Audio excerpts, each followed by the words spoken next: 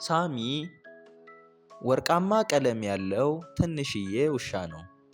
ቀኑን ሙሉ ከጓደኞቹ እንስሳት ጋር በፓርክ ውስጥ ሲጫወት ይውላል። አንድ ቀን ከጓደኞቹ ጋር በፓርክ ውስጥ ሲጫወት አንድ ትንሽዬ ድመት ከትላልቆቹ ዛፎች በአንደኛው ቅርንጫፍ ላይ ለመውረድ እየሞከረች ስትጮህ ተመለከተ። ሳሚ ትንሽዬዋን ድመት ከዛፉ ላይ ለማውረድ አሰበ። ነገር ግን ሳሚ ከፍታ ይፈራል። ማገዝ አለብኝ ብሎ ሳሚ አሰበ።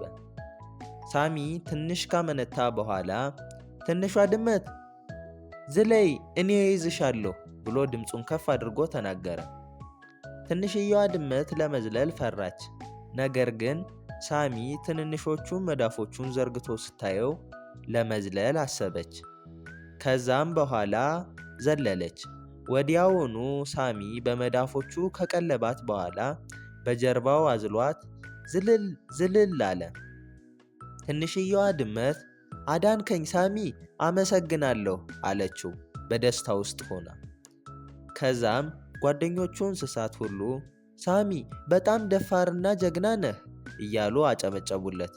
ሳሚም በጣም ደስ ብሎት ትንሽየዋን ጅራቱን በማወዛወዝ ደስታውን ገለጸ። ልጆች ከዚህ ታሪክ የምንማረው እውነተኛ ድፍረት ማለት ስንፈራ እንኳን ትክክለኛውን ነገር ማድረግ ማለት ነው። ሌሎችን ስትረዱ ፍርሃት ቢኖርባችሁም እንኳን በእናንተ ውስጥ ያለውን ትክክለኛና እውነተኛ ጥንካሬ ታውቃላችሁ። ለዛሬ የነበረን ታሪክ ይህንን ይመስላል።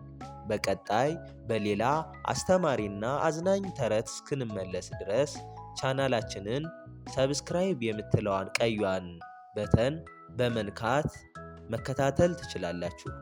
ደህና ሁኑ ልጆች።